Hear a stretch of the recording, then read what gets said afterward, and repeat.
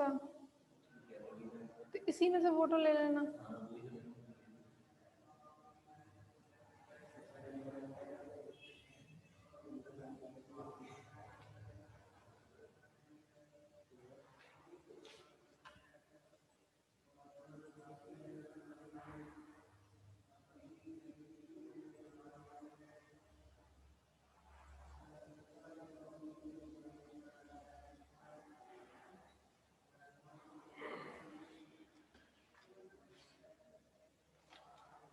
हो गया sir?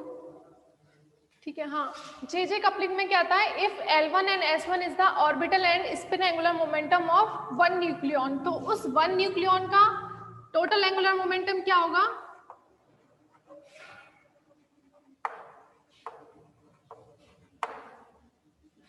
Of one nucleon.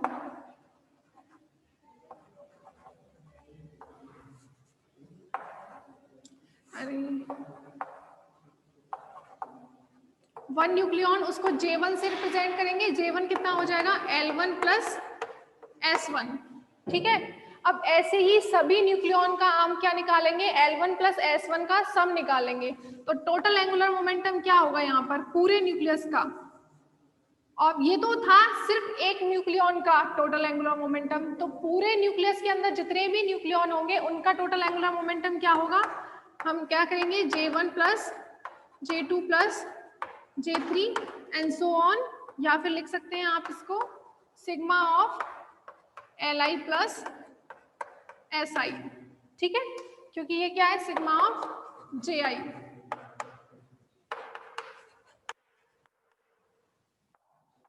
इसको बोलेंगे आप जे कपलिंग। ठीक है।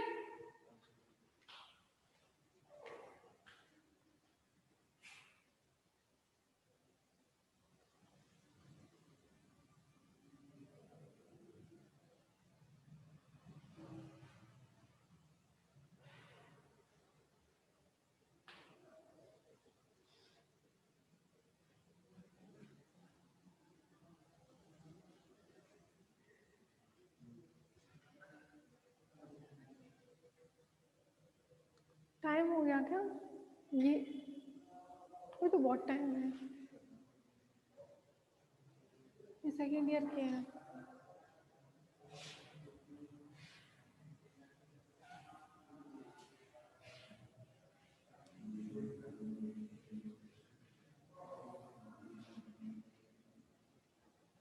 जैसे देखो for S nucleon,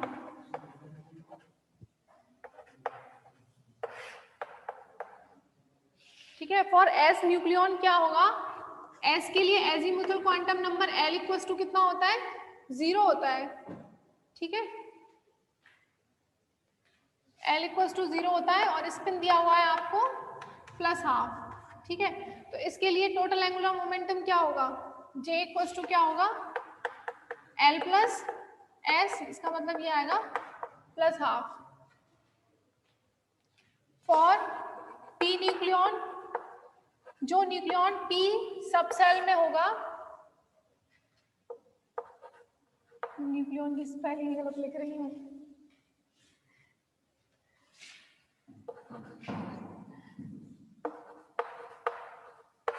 P nucleon के लिए क्या होगा, L equals to 1 and S equals to, दोनों पॉसिबिलिटीज हैं, प्लस माइनस हाफ, तो J इक्वल्स टू हो जाएगा आपका L plus minus half.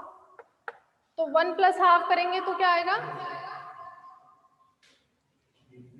1 plus half करेंगे तो 3/2 और 1 माइनस हाफ करेंगे तो हाफ, तो ये दोनों ही वैल्यू हैं J की। फॉर P न्यूक्लियन, ठीक है,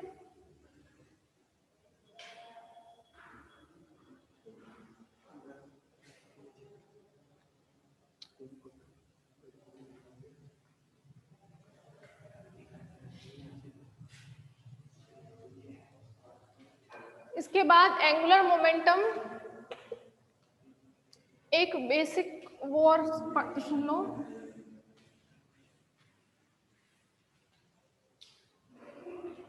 मास नंबर पर कैसे डिपेंड करता है ये quantum number, angular momentum nuclei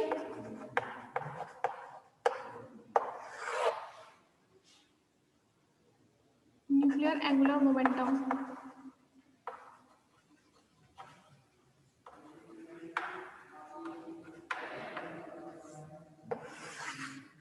ठीक है, और मास नंबर ए जब इवन हो, ठीक है, मास नंबर क्या होता है, इसको तो यही, इसको पहले भी था, ये कितने दिन में खत्म होगी, फर्स्ट यूनिट स्टार्ट होती है तब से इसका ये शुरू हो जाता है, कब खत्म होगी। मास नंबर क्या होता है, number of neutron and number of proton. Mass number क्या होता है, number of neutron and number of proton. तो अब इवन कब होगा मास नंबर, जब ये दोनों क्या हो, इवन नंबर हो, दोनों इवन इवन भी तो मास नंबर इवन आएगा, और जब दोनों ऑड हो तब भी क्या होगा, मास नंबर ऑड होगा, क्योंकि दो ऑड को जोड़ेंगे तब भी इवन नंबर आएगा, इवन इवन भी क्या होगा, तो जेड इवन एन इवन। ठीक है, दूसरा केस है व्हेन जेड ऑड हो एंड न्यूट्रॉन भी क्या हो, ऑड हो। ठीक है, नंबर ऑफ, ये प्रोटॉन है, नंबर ऑफ न्यूट्रॉन है, दोनों इवन नंबर होंगे तब भी मास इवन होगा, दोनों ऑड होंगे तब भी मास नंबर क्या होगा, ऑड होगा, दोनों ही केस में ऑड होगा। तो इस केस में जब दोनों Z और N दोनों इवन होते हैं किसी न्यूक्लियाई के लिए, जैसे फॉर एग्जांपल Z और N दोनों इवन कब होंगे, कोई एग्जांपल दो। Z और N दोनों इवन होंगे तो उसके लिए एंगुलर मोमेंटम जो होता है J, उसकी वैल्यू क्या होती है, 0 होती है।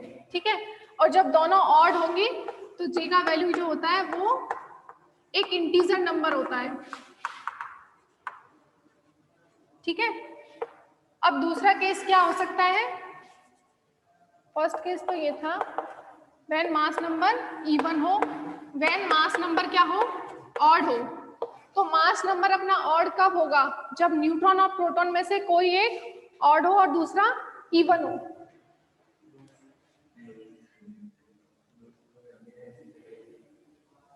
नोट्स तुम कॉलेज में आके लेके जाओ, फीस जमा कराओ और नोट्स लेके जाओ। तो मास नंबर ऑड कब होगा, पहला जब Z इवन हो and neutron, number of neutron odd हो। ठीक है, Z ऑड हो और न्यूट्रॉन क्या हो, इवन हो।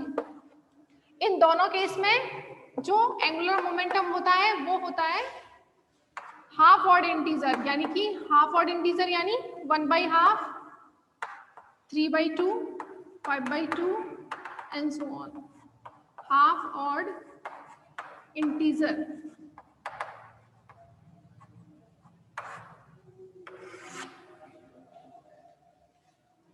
क्या मतलब, तो मैं फीस जमा नहीं करानी।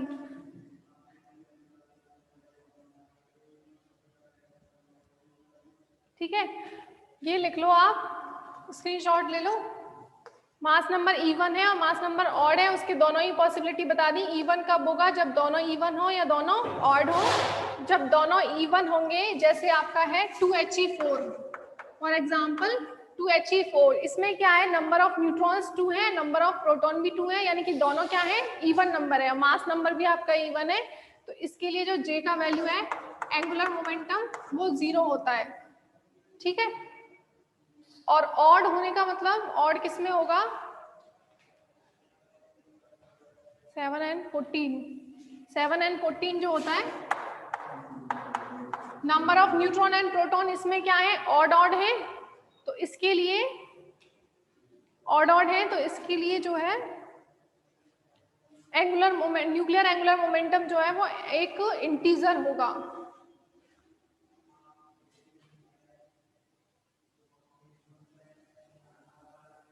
अच्छा, सागर बैठा है, मुझे तो पता ही नहीं थी।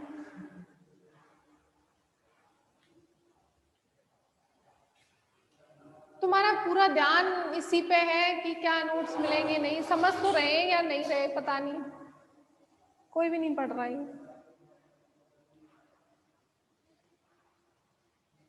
अब इसकी वैल्यू कैलकुलेट कैसे करते हैं, एंगुलर मोमेंटम न्यूक्लियाई के लिए कैसे हम निकालते हैं, कैलकुलेशन कैसे करते हैं कि वो ऑड इंटीजर में भी कौन सा होगा, हाफ ऑड इंटीजर में क्या होगा, उसके लिए हम पढ़ेंगे शेल मॉडल। शेल मॉडल बहुत इंपॉर्टेंट है, वो समझ में आना चाहिए।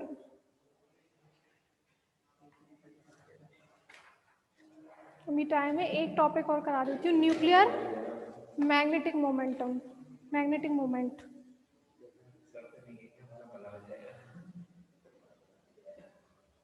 ये नोट, ये तुम्हारी चैट तो सब पढ़ लेंगे सर, दिमाग नहीं है इसमें।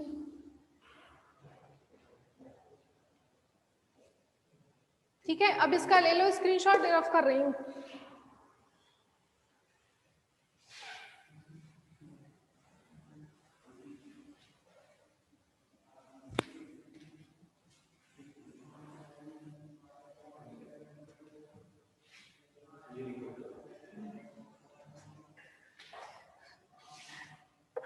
यही सब देखने आया था, क्या हो रहा है। Nuclear magnetic moment, nuclear angular momentum पढ़ लिया, अब है न्यूक्लियर मैग्नेटिक मोमेंट, मोमेंटम है magnetic moment, moment nuclear magnetic moment, ये भी पढ़ो। जैसे देखो, इलेक्ट्रिक फील्ड कब प्रोड्यूस होता है, स्टेशनरी चार्ज होता है तो इलेक्ट्रिक फील्ड प्रोड्यूस होता है। मैग्नेटिक फील्ड कब प्रोड्यूस होता है, जब चार्ज पार्टिकल मूव करता है तो मैग्नेटिक फील्ड प्रोड्यूस होता है। अब हम यहाँ पढ़ रहे हैं न्यूक्लियर मैग्नेटिक मोमेंट। अब न्यूक्लियस के अंदर क्या होता है, न्यूट्रॉन एंड प्रोटॉन दोनों होते हैं, जिसमें न्यूट्रॉन जो होता है वो तो न्यूट्रल पार्टिकल होता है, तो मैग्नेटिक मोमेंट उससे प्रोड्यूस नहीं होगा, क्योंकि न्यूट्रॉन क्या है, एक न्यूट्रल पार्टिकल है, बट प्रोटॉन क्या है, पॉजिटिवली चार्ज पार्टिकल है। अब न्यूट्रॉन प्रोटॉन दोनों ही न्यूक्लियस के अंदर जो है ऑर्बिटल और स्पिन मोशन दोनों ही करते हैं, तो इसकी जो ऑर्बिटल मोशन है, प्रोटॉन है चार्ज पार्टिकल है, अब वो ऑर्बिटल मोशन करेगा तो क्या प्रोड्यूस होगा, न्यूक्लियर मैग्नेटिक मोमेंट। ठीक है,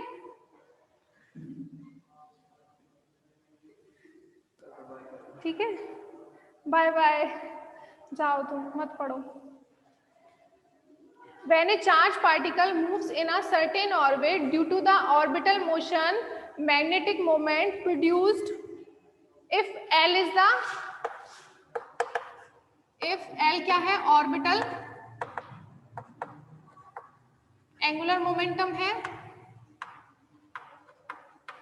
तो न्यूक्लियर मैग्नेटिक मोमेंट को हम रिप्रेजेंट करते हैं म्यू से। ठीक है, तो इसको हम म्यू से रिप्रेजेंट करते हैं, तो म्यू एल कितना होता है, म्यू एल का वैल्यू होता है ई एल बाई 2mp। ठीक है, ये है मास ऑफ प्रोटॉन। ठीक है, तो जो अपना न्यूक्लियर मैग्नेटिक मोमेंट है वो प्रोड्यूस कब होगा, only due to positively charge particle proton. ठीक है, due to orbital motion of, मतलब ऑर्बिटल मोशन तो न्यूट्रॉन और प्रोटॉन दोनों ही करते हैं, लेकिन न्यूट्रॉन क्या है, न्यूट्रल पार्टिकल है, इसकी ऑर्बिटल मोशन की वजह से न्यूक्लियर मैग्नेटिक मोमेंट प्रोड्यूस नहीं होगा। प्रोटॉन पॉजिटिवली चार्ज पार्टिकल है, उसकी ऑर्बिटल मोशन से क्या प्रोड्यूस होगा, न्यूक्लियर मैग्नेटिक मोमेंट, और वो होता है EL/2mp। ठीक है, अब इसमें हम z कंपोनेंट लेंगे तो इसको क्या लिख सकते हैं, mu LZ equals to ELZ/2mp। ठीक है, और LZ क्या है यहाँ पर, z कंपोनेंट ऑफ, अभी बताया था, z component of orbital angular momentum. Here LZ equals to, ज्यादा लाउड बोल रही हूँ ना, जरूरत नहीं है इतना की, है ना, LZ equals to LZ equals to ml h cross. ठीक है, म्यू LZ इक्वल्स टू हो जाएगा EML/2mp h क्रॉस, इसको ऐसे लिख दो EH क्रॉस। बस ये जो LZ की वैल्यू है वो मैंने यहाँ पुट की है, EH cross by 2mp ml आ गया। अब देखो यहाँ पर EH क्रॉस 2 और mp सभी क्या है, कांस्टेंट है, इस कांस्टेंट की आप वैल्यू निकाल सकते हैं। ठीक है, इसको लिखता हूँ म्यू एन एम एल। ठीक है, तो हेयर म्यू एन कितना है, इसको बोलते हैं हम न्यूक्लियर मैग्नेटॉन। कांस्टेंट है ये न्यूक्लियर मैग्नेटॉन, न्यूक्लियर मैग्नेटॉन ही बोलते हैं ना, हाँ न्यूक्लियर मैग्नेटॉन। इसका वैल्यू है mu N equals to E H cross by 2mp। निकाल सकते हैं वैल्यू आप। ई क्या है, चार्ज ऑफ द प्रोटॉन कितना होता है 1.6 into 10 to power -19। H cross का वैल्यू होता है 1.05 into 10 to power -34 divide by 2। Mass of proton कितना होता है 1.67 10 टू पावर -27। तो इसको सॉल्व करेंगे तो म्यू एन का वैल्यू आता है 5.05 into 10 to the power tesla 10 to the power होता है -27। ये सॉल्व कर लेना, यही आता है। ठीक है, तो ये हो गया आपका Z component of nuclear magnetic moment, वो होता है म्यू एन एम एल। ये जो हमने निकाला है ना मैग्नेटिक मोमेंट, वो निकाला है due to orbital motion of electron. अभी आपको स्पिन मोशन की वजह से और निकालना है, फिर दोनों का क्या करेंगे ऐड कर देंगे, तो वो हो जाएगा total nuclear magnetic moment due to orbital and spin motion of proton. ठीक है, तो इतना लिख लो।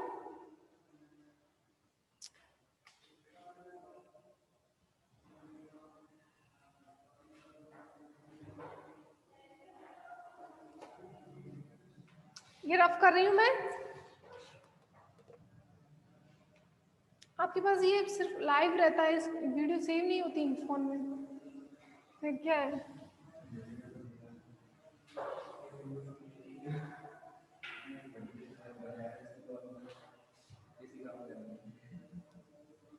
अब इसके बाद में हम लेते हैं if S is the spin angular momentum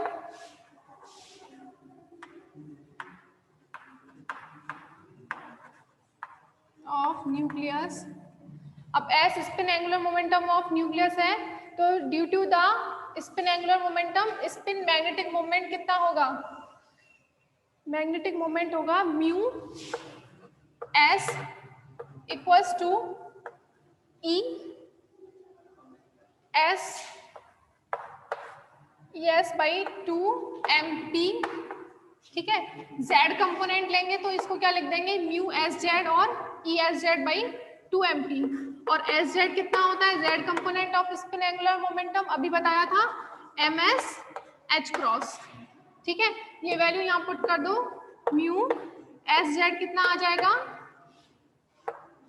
E H cross by 2mp ms। ठीक है, अब इसकी वैल्यू आपको बताई थी अभी, न्यूक्लियर मैग्नेटॉन म्यू एन, ये कैलकुलेट किया था ई एच क्रॉस बाई 2mp, तो इसको लिख सकते हैं आप म्यू एन ms। ठीक है, और म्यू एल जेड अभी निकाला था, वो कितना था ई H cross by 2mp ml, इसको कहा था म्यू एन ml। तो total orbital total nuclear magnetic moment क्या होगा, स्पिन मैग्नेटिक मोमेंट और ऑर्बिटल एंगुलर मैग्नेटिक मोमेंट दोनों को ऐड कर देंगे। हाँ, दोनों को अब क्या करना है ऐड करना है।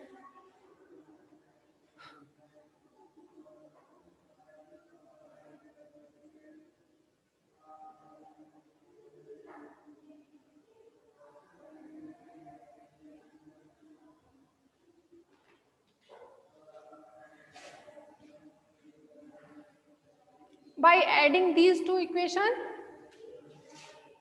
total nuclear magnetic moment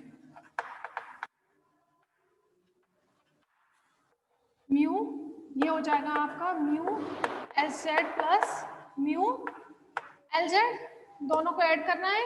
mu N दोनों में क्या होगा कॉमन आ जाएगा, म्यू एन कॉमन आ जाएगा, ये हो जाएगा आपका एम एस प्लस ml, ठीक है। ms प्लस ml को क्या लिख सकते हैं आप, mj लिख सकते हैं, s स्पिन और ऑर्बिटल, और टोटल हो जाएगा mj, तो म्यू एन mj, ठीक है। ये आ गया आपका टोटल न्यूक्लियर मैग्नेटिक मोमेंट, यही निकालना था आपको। इसको हम यहाँ पे J लिख सकते हैं आप।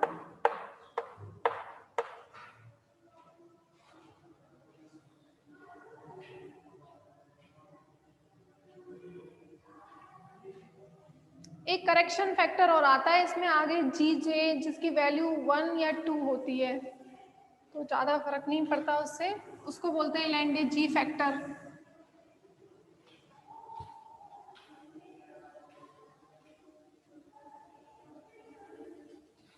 और mu J equals to G J mu N M J. Here G J is a correction factor.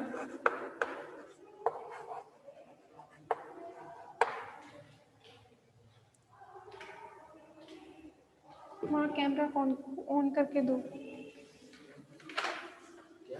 Camera on करके दो तुम्हारा, ठीक है। ये हो गया आपका जीजे करेक्शन फैक्टर।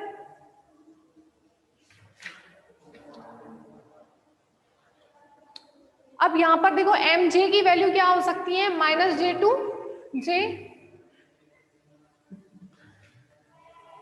क्या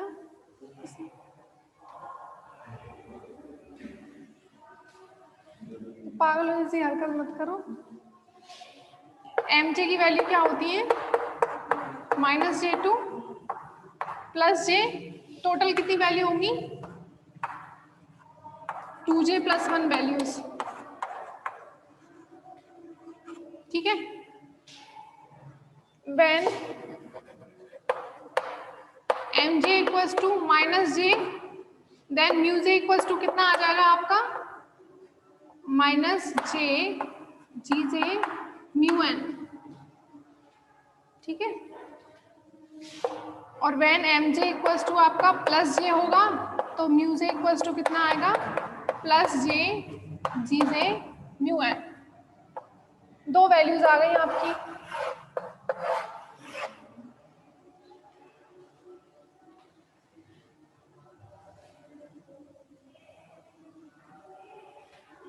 इसके साथ में आप करेक्शन फैक्टर को कैसे लिख सकते हैं, जी जे इक्वल्स टू आपको ऐसे भी लिख सकते हैं, इसको जी जे निकालना है ना, तो mu J by mu N divide by M J, ठीक है। ये कंप्लीट होता है यहाँ पे।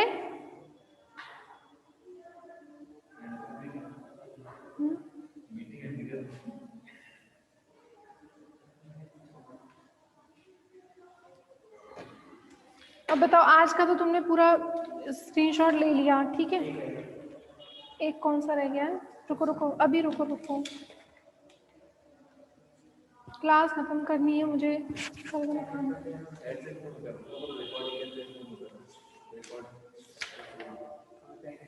मत करो भाई, फिर मेरे को दोबारा बोलना पड़ेगा।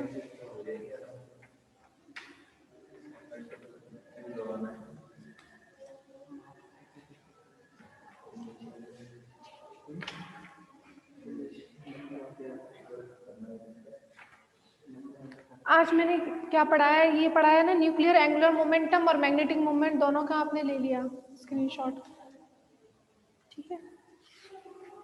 क्वाड्रुपल मूवमेंट का चाहिएगा तो कैमरा फोन दो।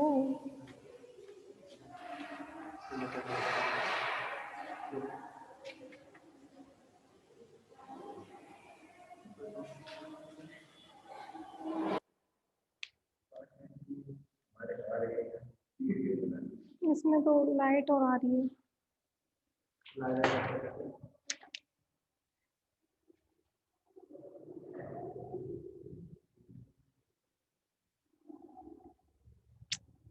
आ गया तुम्हारा,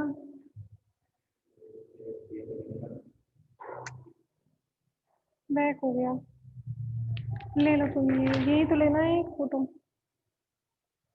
यूनिट बताई थी बस मैंने, पहले भी बताई थी, ये वाला पेज।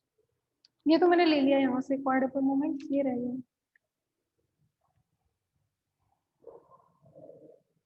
इसका भी ले लो दोबारा, वो पहले से ही नहीं आया।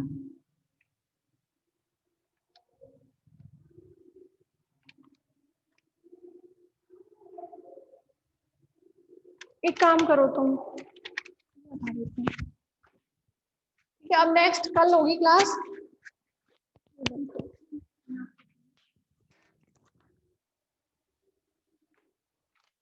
ये ना मैं इसी को बता देती हूँ।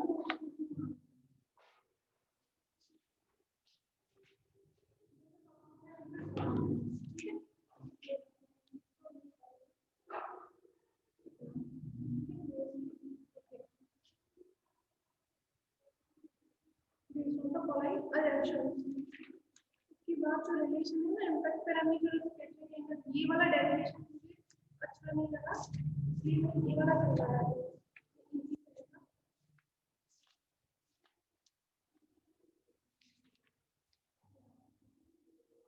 Alternate method of deriving the relation between impact parameter, ये वाला बताया, ठीक है। ये है ये मैंने बताया था, ये डेरिवेशन मैंने बताया तो बोर हो गए थे, अब ये इजी है, नहीं आया तो कुछ नहीं। उसके बाद मैंने क्या कराया है,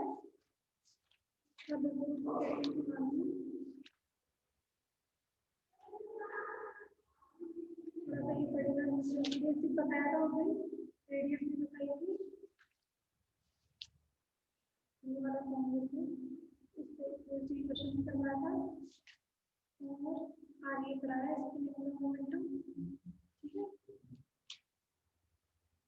थोड़ा सा मेरे वाले बता दिया मैंने, ये है coupling of nuclear momentum SS और जेबी कपलिंग की बात बताया था।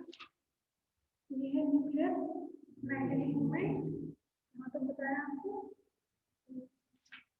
इलेक्ट्रिक पार्टिकल मोमेंट किंग में मैंने कितना सारा बता दिया है। ये न्यूक्लियर पार्टिकल मोमेंट की डेरिवेशन मैंने कल करवाया था, ठीक है, कल करवाया था, ये बता दीजिए आपको। Electric particle and charge distribution of nuclear unit बताइए, ये सभी आपको, ठीक है।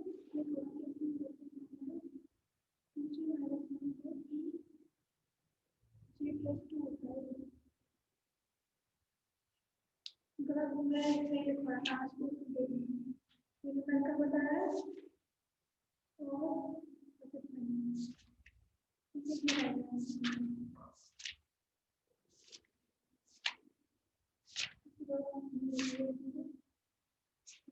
कितना रहेगा, अब तुमने कल जो मैं पढ़ाऊंगी हुआ है शेयर करूंगी,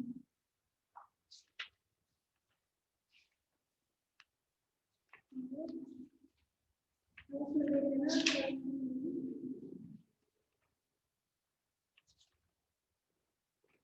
हाँ